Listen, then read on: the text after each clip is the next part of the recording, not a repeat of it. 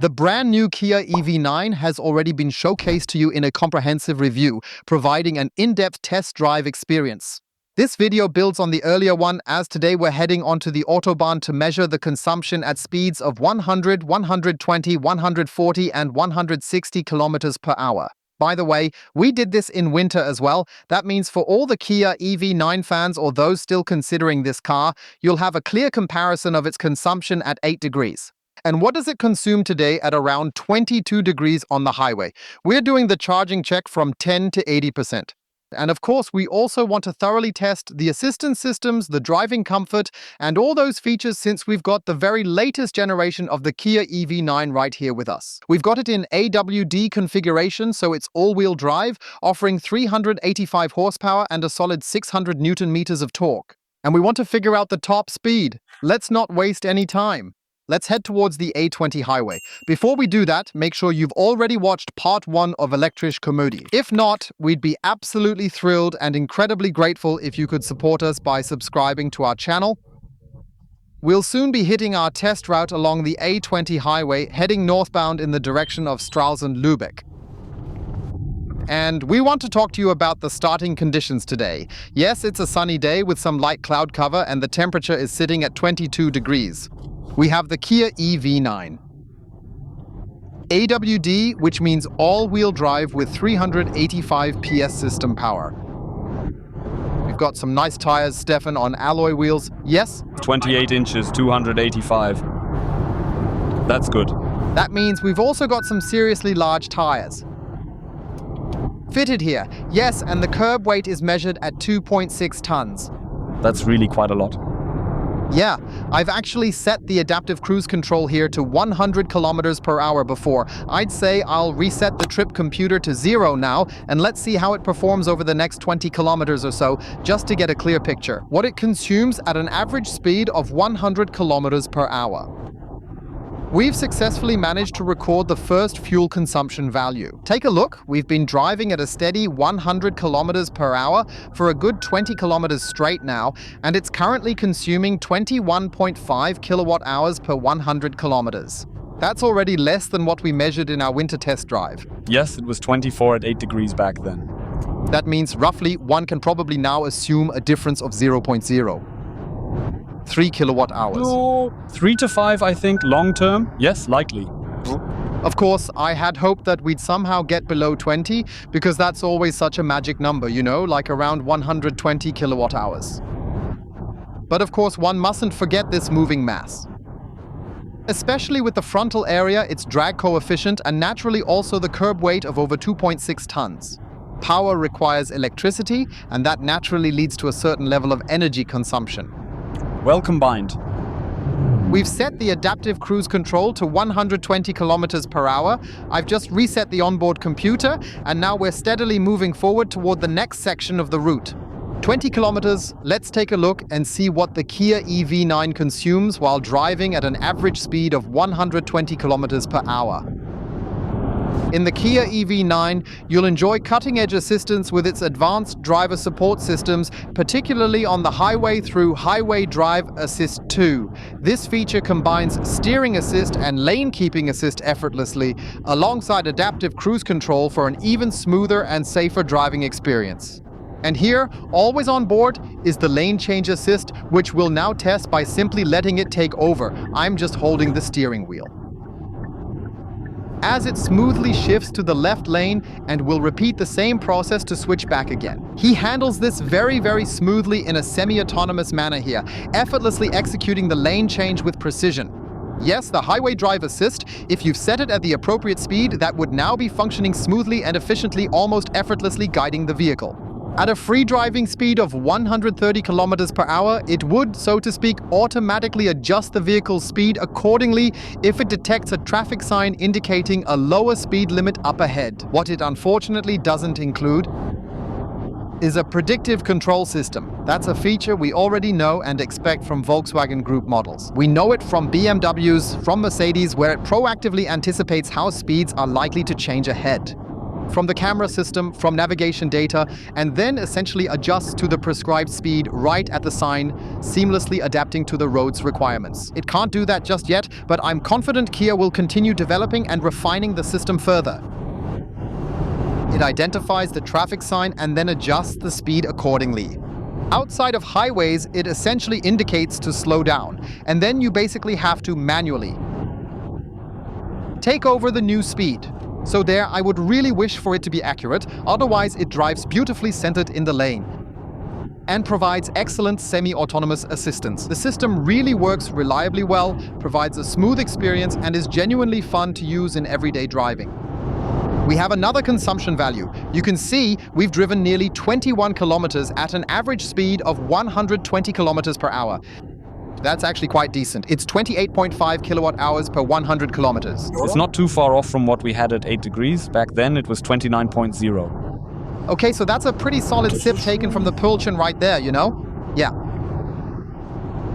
We've set the adaptive cruise control to 140 kilometers per hour, and now we're going to reset the onboard computer together with you to check the average fuel consumption over the next 20 kilometers while maintaining a consistent speed of exactly 140 kilometers per hour throughout.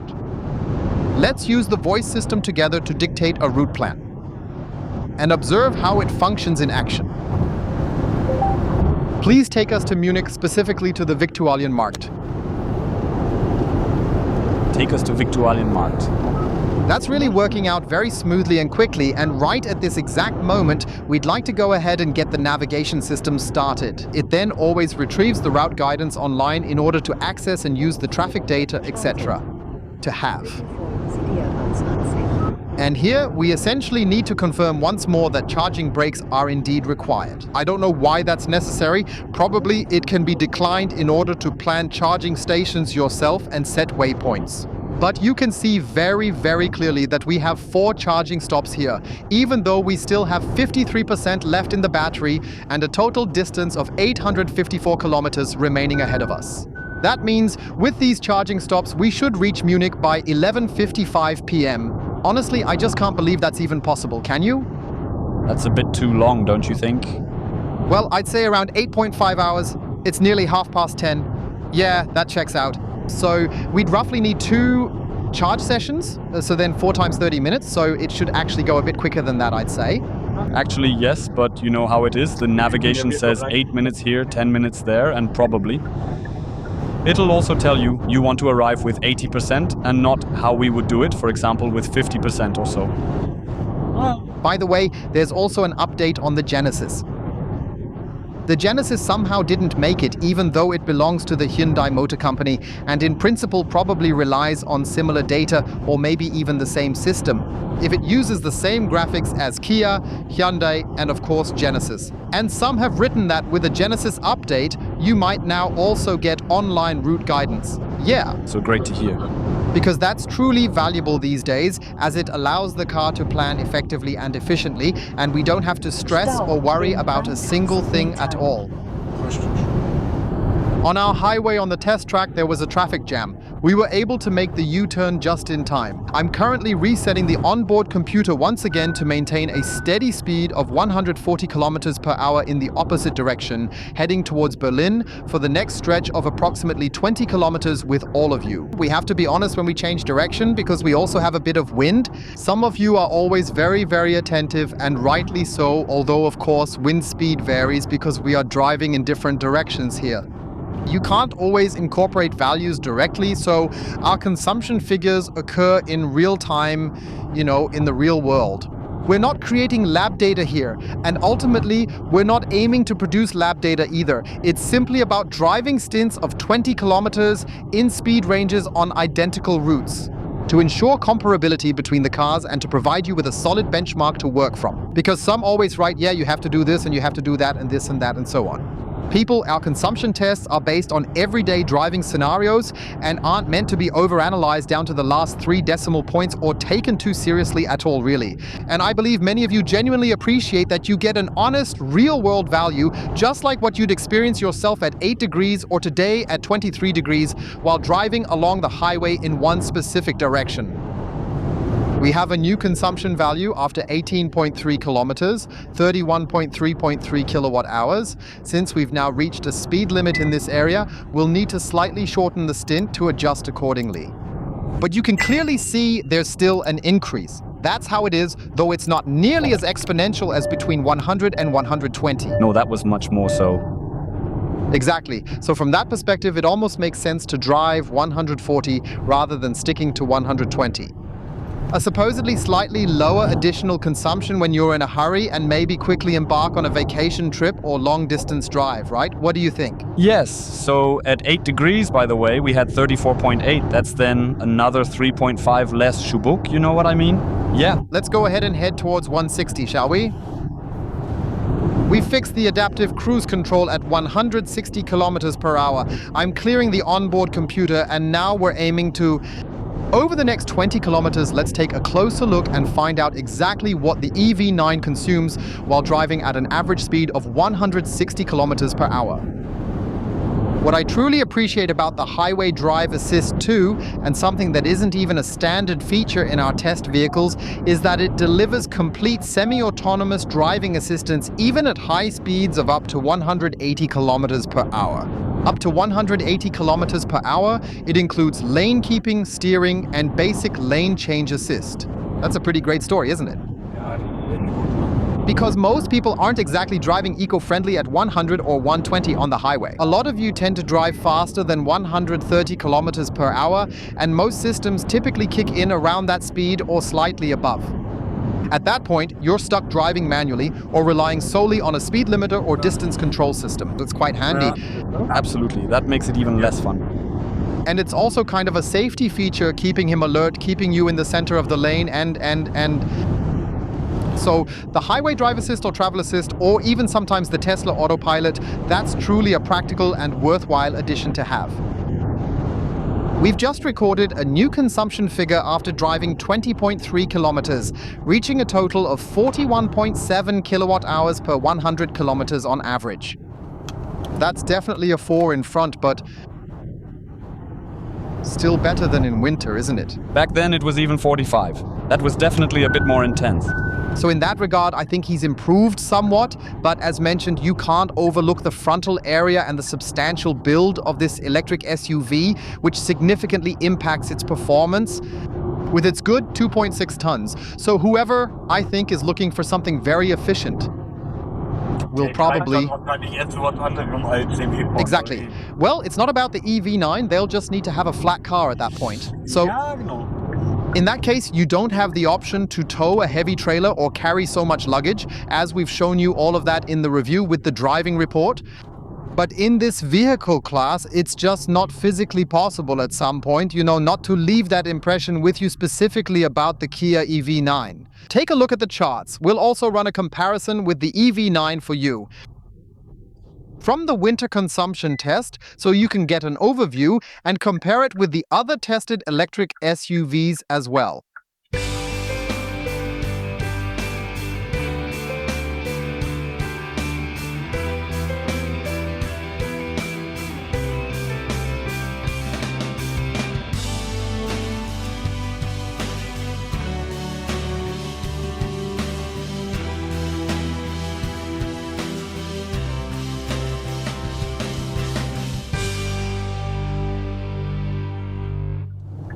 I've switched to sport mode, 385 horsepower, 600 Newton meters of torque. We're driving an electric SUV, but that doesn't mean we have to focus on eco-driving. Nice to take the highway ramp at 90. He does it swiftly and he handles the acceleration smoothly and confidently. 130, 140, 150, 160, 170 km na sat. We're at 180, accelerating further to 100. And 90 kilometers per hour, the top speed is electronically capped at 200, which we're now reaching as it's regulated. And we're at 207, but then it's also over. I have to brake a bit because of course there's other traffic here as well. I think if we've already taken note of the fuel consumption at 160, then we can certainly afford to drive a short stretch really fast for once. But I think most people use an electric SUV like this for cruising, so you'll likely have a travel speed somewhere within that general range, more or less. Around 120 to 150 kilometers per hour, or what do you think? Yeah, I think so too. Especially keep in mind, when you hook up the trailers at the back, you're not allowed to go faster than 100. So, and then it naturally comes down to efficiency, how far I can realistically get with that.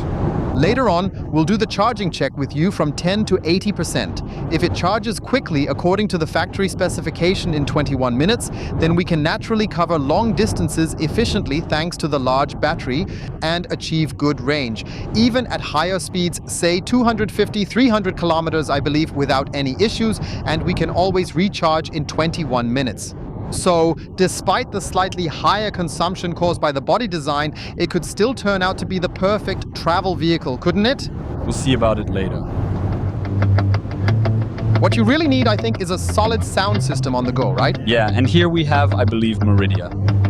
Exactly, I think that's in the GT trim or even the base model, I'm not entirely sure. But of course, with a subwoofer and plenty of speakers, it already delivers a killer sound, right? It delivers a fantastic surround sound experience, which is truly enjoyable and adds so much to the overall vibe, don't you think? It's such a pleasure to listen to. It gauges in our EV6. But you can't have it all. Let's take a closer look at the travel comfort level here in the Kia EV9. And for that, we always have Stefan's reliable popometer on board. Stefan, what does it say today? Certified by the TUV. Yes, I'm sitting here as always, very comfortably, have a nice rope in hand. The seats are really fantastic. Thigh support isn't really there right now. I don't expect it here either though, because this isn't a racer. But rather, I'd say more of a family cruiser. Otherwise, the suspension in terms of comfort, I think it's good. It bounces a little, especially when driving faster over a bump or uneven surface. I think that's mainly due to the high build and the vehicle's length, but otherwise there's really not much to complain about. Yes, I'm also really impressed with the travel comfort. Especially here on the highway, the wheelbase of 3.10 meters really makes itself noticeable, so you don't feel every bump or groove in the road transferring directly to your spine. The suspension is firm yet comfortable, though I'd personally lean toward describing it as more on the comfortable side overall. It's really smooth, it's a glider, and I think for anyone looking for a car to handle long distances, to cruise and glide effortlessly, the Kia EV9, if they're after a vehicle in this kind of shape, I do believe it could be quite the insider tip. Stefan wants to see the 207. Stefan gets the 207. That's as far as it takes. You can press the accelerator all the way down until the battery runs out. That's simply the electronic limit set in place. But let's be honest, 207 is also a lot of fun. And especially for us, where there's hardly any traffic around, you can really push it over a longer stretch of open road without putting yourself or anyone else in any kind of danger at all. And that's something I'd advocate for with you too. Don't always dictate to people how fast they should drive. I believe we can all judge that quite well for ourselves, and there are plenty of people who also want to cover a certain distance in a much shorter amount of time. If you don't want to, no problem. You can drive slowly, right? We've just arrived at the Demenerland rest stop, and there's quite a lot of traffic here at the moment. Our goal is to charge with you, starting from the current 7% and going all the way up to 80%. I'm curious how long the EV9 will take for this. The charger also shows 7%. It's slowly building up the charging peak. Here at Ionity, it should be able to charge up to 210 kilowatts DC, and the factory specification from 10% to 80%. Is, as we know, 21 minutes. That means we'll show you the value from 7% to 77% for the 70% difference. And then again from 7% to 80%, just to give you a bit of a reference point there. Because after all, you can't always arrive exactly at 10% on the column. For charging, we consistently use our free kilometers provided by InCharge for convenience. That means we have, through the app, and it's also available on the internet, the option to accumulate free kilometers with InCharge via affiliate links, which we can then convert into free kilometers and thus free charging using a charging card or other methods. If you're interested in this, feel free to take a closer look. I've included a direct link to InCharge in the video description for you to explore.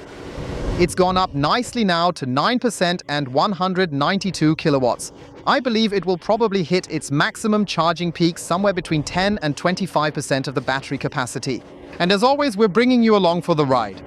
Bye-bye. In 7 minutes, we've reached 24%, meaning we've added 17% to the battery. That's 18.5 kilowatt hours, close to 100 kilometers in 7 minutes. But I kind of have this feeling that 201 is more or less our maximum today, isn't it? Yeah, maybe he'll spare us 2 to 3 kilowatts, but it probably won't be much more. I mean, we've also heated the battery a bit. For everyone who's curious, yes, the battery is perfectly tempered and fully prepared, so there's absolutely nothing to worry about. Of course, we've completely utilized everything from the system itself, and as a result, you should actually also maximize the potential. Be prepared. Yes, 201 kilowatts now at 26%.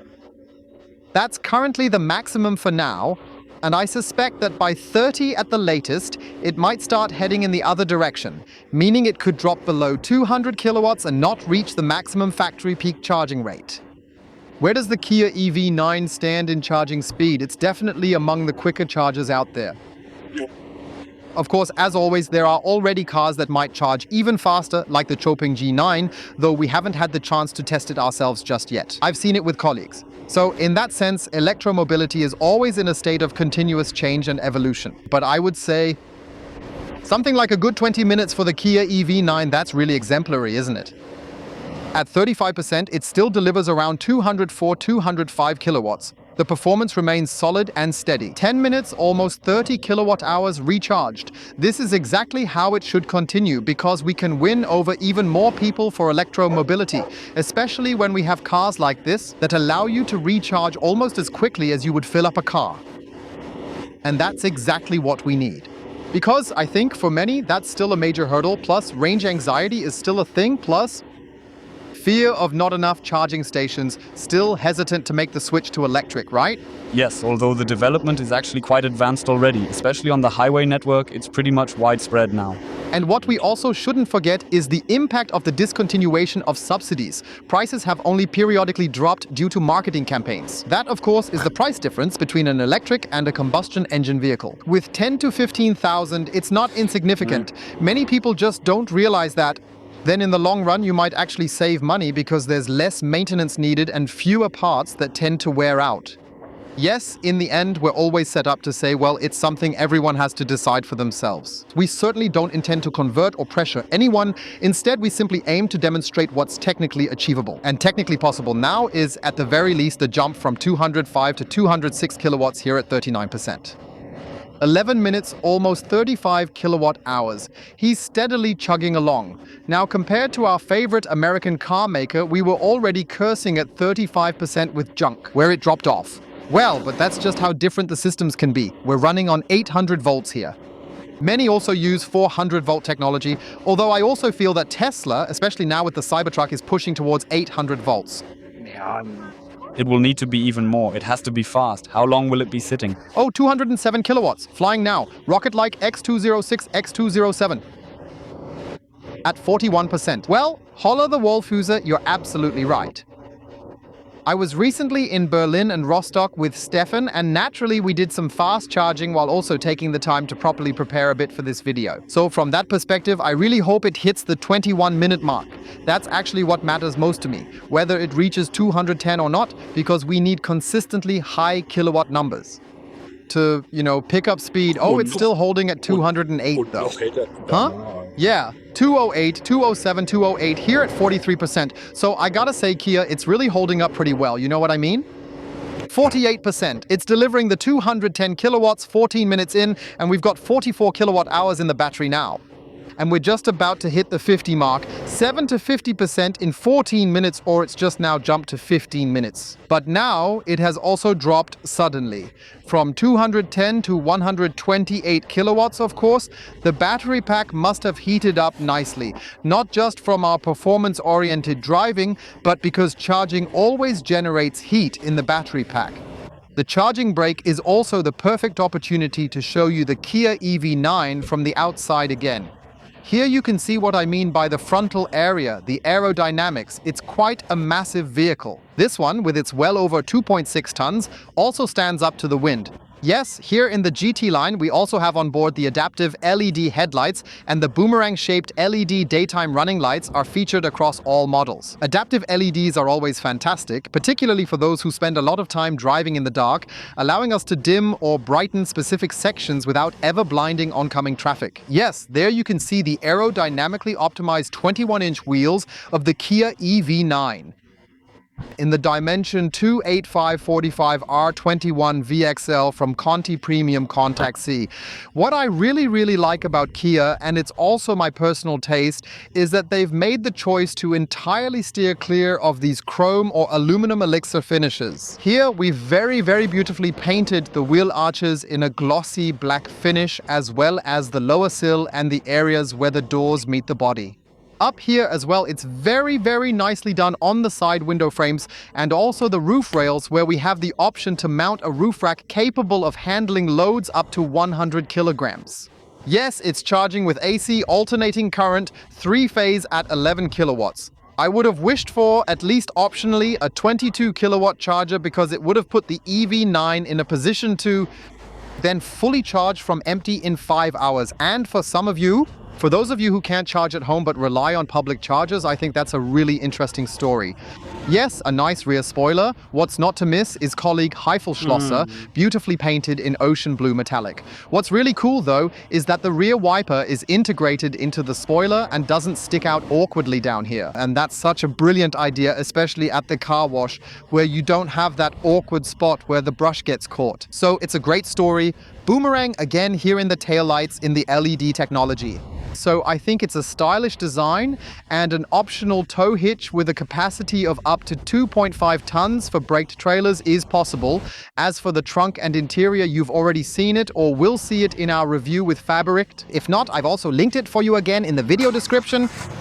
The battery pack appears to be overheating once more. Kia's recurring hotgate issue, seen in the EV6 and likely the EV9 as well. Currently at 59%, it's charging only at 39-40 kilowatts. The EV6 even dropped as low as 2-3-4-5 kW. With the Genesis, we had that too. It would stay like that for about 2-3 minutes, probably to quickly cool down the battery pack through the thermal management system, and then allow for higher charging speeds again, to allow around 120 to 150 kilowatts. That is fair, considering it then goes from 7 to 77% in 21 minutes, right? Which he has already achieved now.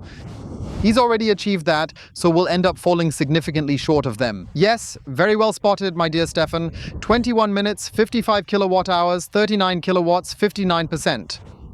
So what's actually going on there, Kira? Is Lidana perhaps slacking off a little bit here? A solid 4 minutes of fun just passed. We're now at 62% and it's climbing up to over 100 kilowatts. We're at 25 minutes now, a solid 58 kilowatt hours. And honestly, this is one of those things where I feel like Kia really needs to step up and sort it out properly. Because hotgates like these really are no fun at all. And other vehicles, even if they're in different classes, clearly demonstrate that hotgates can be completely avoided by implementing better thermal management in the batteries like Porsche, the Taycan, or Chopin. They manage to completely avoid having any hotspots, and honestly, it's kind of frustrating, don't you think? We're slowly getting closer to the goal. 30 minutes instead of 21 have passed. We're now at 71% and still not at 77. And we've now added a total of 68.6 kilowatt hours. But at least it's holding steady at a solid 130 kilowatts. Yeah, Stefan, that's kind of a bit of a situation. Not a bit. It's quite disappointing. Well, I'd say we always mocked VW for taking 35 minutes with their Volkswagens, you know. They've actually dropped below 30 minutes consistently now, thanks to software updates. And I have the feeling that with Kia, at least in this specific car model and during this particular charging session, it seems to be moving in the wrong direction, doesn't it? From 7 to 77% in 33 minutes, which is 12 minutes slower than the manufacturer's claim. We've added 75.2 kilowatt hours. It's now managing to pull at least 137 kilowatts. And of course, we'll show you the value from 7 to 80% in just a moment. We don't need to be so nitpicky about those 3%. Usually 3% feels like it's barely a minute, right? Not really. From 7 to 80% in 34 minutes. We've added 78.4 kilowatt hours. It's now also dropped down to 94 kilowatts. And yes, the charging result is that we've clearly exceeded the factory specifications, and that was at an outside temperature of 23 degrees. That's just speculative. Now, in the peak of summer, or if we're in southern countries where it's 30-35 degrees, where the thermal management would have had to work even harder to keep the battery temperature in check. Yes, how would it have turned out then? I have to say, even though I've consistently praised Kia, Hyundai, and Genesis for their impressive charging power, today I must clearly criticize them for this disappointing performance. Let's get to the conclusion with the Kia EV9. And we do have a car here that really offers excellent travel comfort, equipped with solid assistance systems that function reliably. We have here, in my opinion, a modern, fresh look. On top of that, there are excellent adaptive LED headlights that significantly simplify driving in the dark. And we have plenty of space for 6 people, optionally for 7 people, and plenty of room for luggage, plus roof load capacity, and also towing capacity of up to 2.5 tons. So that, I think, for many larger families or even individuals who might want to use the car. Professionally, then, the car offers some really interesting possibilities. Yes, starting at around 72,000 euros. That's certainly a hefty sip from the bottle. With the all-wheel drive, it even goes up to 76 with the GT line and a few extras. Like our test model, it's a good 84,000 euros. That's definitely quite a bit. Although Kia always offers some interesting leasing deals, I think I found it on the website starting at 749 euros. What's really not acceptable is that you can't even come close to the manufacturer's claimed performance figures. And I think none of you or even us would make a big fuss about it for 3, 4, 5 minutes. But when it then goes over by 12 minutes, that's just truly and utterly frustrating. Especially since we're used to something different from Kia. They really stick to it very well. Who knows what caused the mistake today? In doubt, of course, it's us again. That might be the case, though we've done everything necessary to ensure the battery is properly tempered. That's what it also showed us on the display. So all we can really do is what's within our power, which is to show you the data we have. We'll drive up, set it to 23, 24 degrees, and then start it at 7%, and after that the car is left to manage on its own. And I'm honestly kind of disappointed because he has a hot gate and then he's somehow 2-3 minutes over it. We've had that quite often before, and we've always categorized that under retention.